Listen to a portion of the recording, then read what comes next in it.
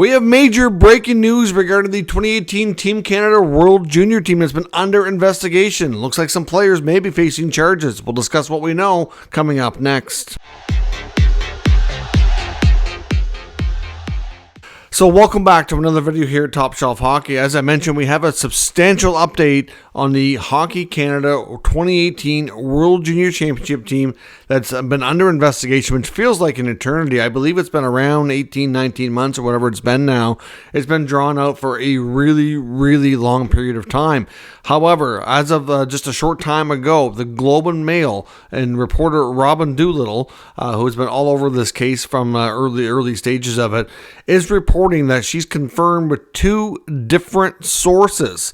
So this leads us to believe that there's something to it, and it's legit, that London police have requested 5 players from that World Junior team surrender themselves to London police in order to face charges. Now, the players' names, of course, have not been released. Clearly, they have not laid charges as of yet. Once charges are laid, I believe they can have that made public. But we're going to have to wait a little bit longer before we know a little bit more than that. But the fact is that this is a substantial update here that, we've been hearing for quite some time, since the later part of summer. There was reports that some news reporters, I believe it was, if I'm not mistaken, I think it was Andy Strickland, who reported that he had been told that 5 players, a couple of which were prominent names, were going to likely be facing lengthy suspensions and or charges. And nothing's ever come public since then. It's been all quiet. We haven't heard anything. Gary Bettman of the NHL has been asked on a couple of occasions when he's talked to the media, do you have any updates on this investigation? And all he's ever kind of said is that it looks like we're getting near the end, but never really provided any real updates, really. Now, of course, there's a lot of players from this 2018 World Junior team that have become NHL players, not all, some of which are playing in European leagues. Most of these guys, I believe, if not all, are still playing hockey in some capacity. But at this point, there's no point in speculating on who the players are because we really don't know. I will say this, a lot of people, and this is not my opinion, this is just what I'm seeing online, especially through social media and through Twitter, or I guess X we call it now, is that a lot of people are speculating that the fact that we've seen Dylan Dubé of the Calgary Flames just a couple days ago, and then yesterday Carter Hart of the Philadelphia Flyers take leave of absences from their teams with very little details being released. And the Flyers statement regarding Hart yesterday was the Flames statement was a little bit more in depth, indicated they want to support the player in dealing with the issues he's dealing with. But in the case of Hart, it just said that he's leaving the team for personal reasons and they're not going to make any further comments about it. So, obviously, like I said in yesterday's video when we talked about it, personal reasons are, well, they're just that, they're personal. So we can't confirm just because he was on that team that it's an involvement here. However, a lot of people think it's timely and suspicious that 2 players who were prominent players on that team have taken leaves of absences from their NHL clubs a mere day or 2 before this is coming out.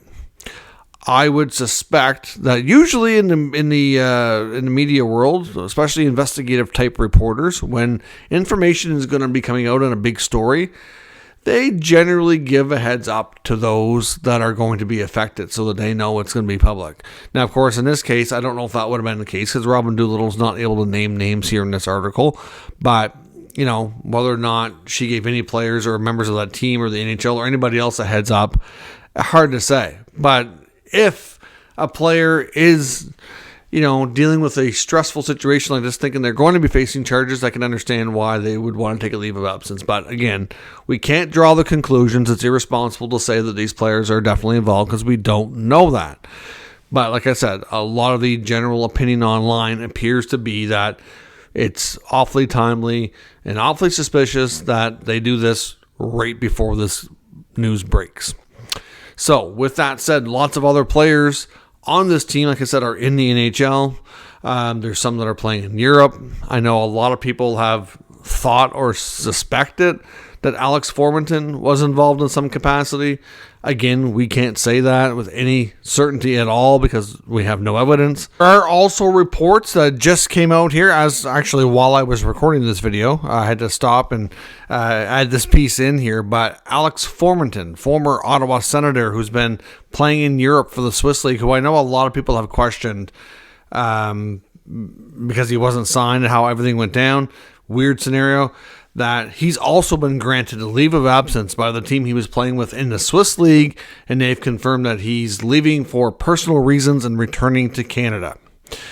So I think it's getting awfully difficult to continue calling this a coincidence that these players are all in the same predicament. So Alex Formenton obviously been a unique case here, given the fact that the Senators just opted to not sign him. There was reports that the Melnyk sisters, who of course inherited the team from Eugene after he passed away, refused to sign Alex. We don't really, I can't confirm that, but there were some reporters saying that was believed to be true. The fact that he had such a great campaign and was looking really good for them to all of a sudden not be able to come to terms just seemed really bizarre, really weird. And most people didn't buy it.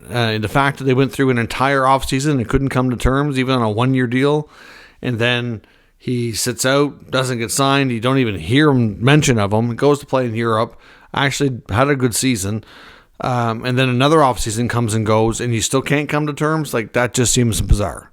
Really bizarre. Obviously, it sounds like they didn't want to sign him because they were concerned over these allegations, or they knew something. I don't know what they knew and what they didn't know, obviously, but the whole thing just seems extremely weird that a player like that all of a sudden is kind of banished and you just kind of pretend he doesn't exist anymore. Whenever the team was asked about him, there was never really any comment or anything of that nature. So we'll see. Now, there was also reports, I see one reporter saying, because there's lots of other players on this team, on the World Junior team, that are in the NHL, various levels of success. Some are kind of fringe players, some are having more success than others. I've seen one reporter say that, because there was a couple of players on the Devils, being McLeod and Foote, who are part of that World Junior team. Apparently they were both absent from a team event last night, but the team has not said anything. There's no reports on them. I'm only mentioning that just because I did see a report that they were not with the team, and reporters are trying to figure out as to why. But there is no news release as of the recording of this video that those players are taking a leave of absence either. So we'll have to see more as this goes. Clearly, everything moving forward here with this investigation. They still technically hold his rights.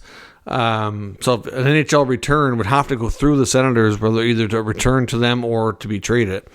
Those rights will expire eventually, though. It just seems really bizarre. So whether or not, this is all going to coming to a head here, it seems like we're heading in that direction. So we don't know names. Obviously, like I said, there's been lots of speculation out there. I'm not going to stand here and say I think this player's involved or they're not, because I can't say that. I don't want to do any harm to anybody's reputation. I just know all I'm talking about is what people are saying in social media and public spaces. And that seems to be a big opinion out there. But whether or not it's true, we'll find out in due time. We don't know what the date is that the players have been requested to surrender by.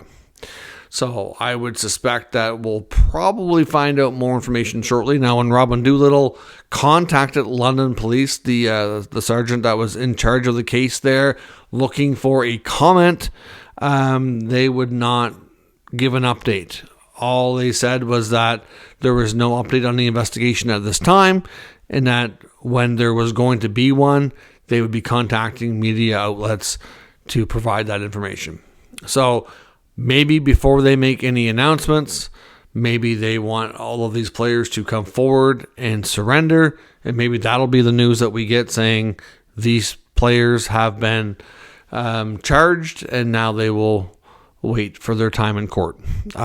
We'll have to wait and see how the story goes, but this is a pretty substantial update. Like I said, we've been hearing the number of players at 5 like for months. So I wonder how much truth there was to the original reports we had heard at the end of the summer, and that maybe for some reason they just weren't ready for what they're gathering. I'm not sure what more they can gather. It seemed like this has been dragging on forever. But we'll see. This is a big update. Now, the other thing that seemed awfully timely, which I do question, and it's not a good look, but the NHL has another big news story, which I will do a separate video on and talk about a little bit further, likely later today. But there's news from the group that owns the Utah Jazz, the Smith, I think it's Ryan Smith and his group, have publicly released a letter which is asking the NHL to open up the expansion process to bring a team to the Salt Lake City area in the state of Utah. The letter also indicates that they are in a situation with their current arena there that they could house a team immediately on an interim basis at the current arena until the new arena is built for the Olympics that are coming there in 5-6 years down the road.